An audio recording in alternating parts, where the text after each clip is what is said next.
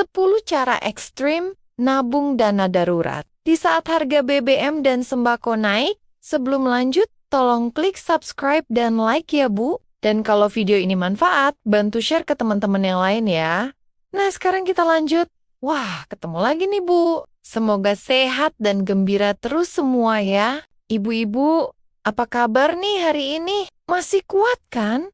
Lihat struk belanjaan yang panjangnya sudah kayak kereta api, tapi barangnya cuma sedikit. Jujur ya Bu, saya saja sampai mau pingsan pas lihat harga minyak goreng sama beras yang harganya lagi hobi banget naik gunung, tapi nggak pernah mau turun lagi. Menurut sebuah artikel keuangan keluarga, tahun 2026, dana darurat itu sekarang bukan lagi pilihan, tapi sudah jadi kebutuhan harga mati, supaya dapur kita nggak berhenti ngebul pas ada musibah mendadak. Makanya di video kali ini, saya mau ajak ibu-ibu semua buat melakukan 10 cara ekstrem nabung dana darurat, biar kita tetap tenang, meski harga sembako lagi ngajak berantem. Yuk kita bahas satu persatu caranya, sambil kita curhat tipis-tipis soal nasib dompet kita yang makin hari makin langsing ini. Cara nomor 1 adalah ibu-ibu harus tega melakukan diet, skincare, dan kosmetik secara ekstrim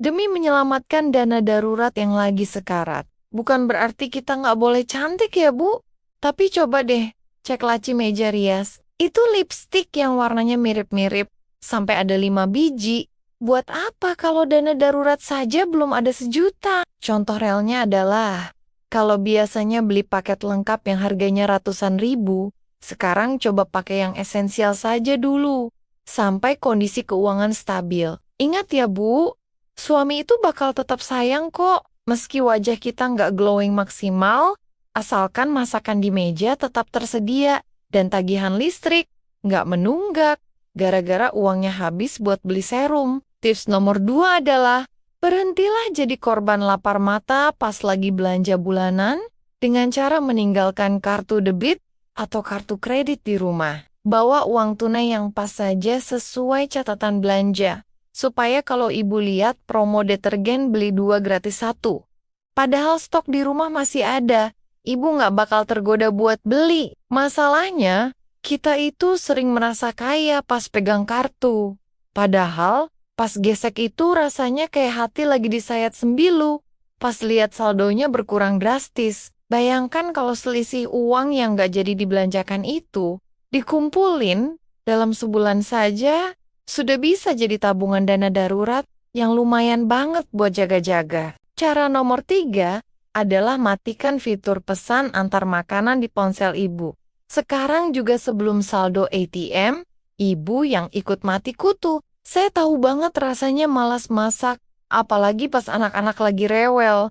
Tapi kalau tiap hari pesen kopi kekinian atau ayam geprek lewat aplikasi, itu biayanya bisa 2 kali lipat gara-gara ongkir dan biaya layanan. Contoh logisnya adalah uang ongkir 10.000, kalau dikali 30 hari itu sudah 300.000. Sudah bisa buat beli beras 1 karung besar itu Bu. Jadi mari kita balik lagi ke dapur, pegang sodet lagi, dan masak apa yang ada di kulkas, demi masa depan keuangan keluarga yang lebih cerah. Nomor 4, ibu-ibu harus berani melakukan puasa jajan di luar bareng teman-teman.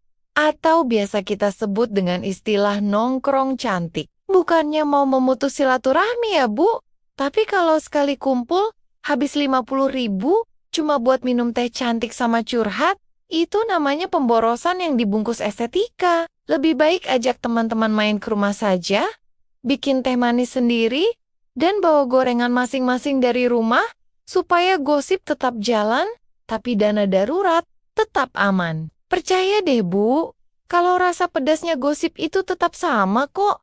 Mau di kafe mewah, atau di teras rumah sendiri, malah di rumah bisa lebih bebas ketawanya. Lanjut ke nomor 5 yaitu kurangi pemakaian listrik secara ekstrem, dengan cara mencabut semua kabel yang nggak dipakai sebelum tidur. Jangan biarkan charger ponsel menempel di stop kontak semalaman, padahal baterainya sudah penuh. Karena itu ibaratnya kita lagi bakar uang receh pelan-pelan tanpa kita sadari. Ibu juga bisa mulai membatasi penggunaan mesin cuci atau setrikaan. Kalau bajunya cuma 2 potong ya, jangan langsung dicuci pakai mesin. Mending dikumpulin dulu sampai banyak. Selisih tagihan listrik yang berkurang itu langsung pindahkan ke rekening khusus dana darurat. Jangan malah dipakai buat beli pulsa tambahan. Buat main media sosial ya. Nomor 6. Ini yang paling menantang, yaitu jual barang-barang di rumah yang sudah nggak terpakai tapi masih bagus, alias decluttering berhadiah uang. Coba lihat lemari baju atau gudang, pasti ada saja baju anak yang sudah sempit atau kado pernikahan yang belum pernah dibuka sama sekali, padahal sudah punya anak 3. Daripada cuma jadi sarang debu dan bikin rumah berantakan, mending dijual di grup jual beli atau marketplace, biar jadi uang tunai yang bermanfaat. Ini adalah cara paling cepat buat ngumpulin dana darurat, tanpa harus menunggu gajian suami bulan depan. Pokoknya, prinsipnya adalah, apa yang gak dipakai jadi uang saja. Cara nomor 7 adalah ganti semua merek produk harian ibu ke merek yang paling murah atau merek toko swalayan yang biasanya ada di rak paling bawah. Kita itu sering banget terjebak sama gengsi merek terkenal, padahal isinya ya sama-sama saja. Sabun ya buat bersihin badan, bukan buat bikin kita jadi artis. Kalau ibu bisa hemat Rp2.000 dari setiap produk yang dibeli. Coba bayangkan, kalau ada 20 produk yang diganti mereknya, penghematannya sudah terasa banget. Gak usah malu. Kalau ada tetangga lihat kita pakai merek yang gak terkenal, yang malu itu kalau kita butuh uang darurat, tapi malah pinjam ke mereka. Tips nomor 8 adalah melakukan tantangan tabungan receh dari setiap uang kembalian yang ibu dapatkan dari warung atau minimarket. Jangan sepelekan uang koin 500 atau Rp1.000 yang berceceran di tas atau di atas meja. Kumpulin semua dalam satu botol besar yang gak bisa dibuka. Tanpa ibu sadari, dalam beberapa bulan botol itu bisa penuh dan pas dibuka, jumlahnya bisa buat bayar iuran sekolah atau biaya berobat mendadak. Ini adalah cara nabung paling gak terasa, tapi hasilnya sangat nyata. Kuncinya cuma satu, yaitu harus konsisten dan jangan pernah dicuri buat beli kerupuk. Cara nomor 9 adalah menunda semua rencana renovasi rumah atau dekorasi rumah yang sifatnya cuma buat mempercantik tampilan saja. Saya paham banget kalau ibu pengen ganti gorden warna baru atau beli rak piring yang lagi viral. Tapi kalau dana darurat belum aman, ya tolong ditahan dulu nafsunya. Rumah yang estetik itu gak akan bisa nolong kita. Kalau tiba-tiba ada anggota keluarga yang sakit, atau ada perbaikan motor yang mendadak, fokus dulu ke pondasi keuangan yang kuat. Nanti kalau dana darurat sudah terkumpul, baru deh ibu bebas. Mau dandanin rumah sesuka hati, sampai mirip hotel berbintang. Nomor 10 adalah kurangi frekuensi bepergian yang gak penting buat menghemat biaya BBM yang harganya makin gak masuk akal ini. Kalau cuma mau ke warung depan komplek, ya jalan kaki saja, Bu. Selain hemat bensin juga bisa bikin badan sehat dan betis jadi lebih kencang kayak atlet. Atur jadwal keluar rumah supaya semua urusan bisa selesai dalam satu kali jalan. Jangan sebentar-sebentar keluar cuma buat beli satu barang yang lupa dibeli tadi pagi. Dengan harga BBM yang mahal, setiap tetes bensin itu sangat berharga.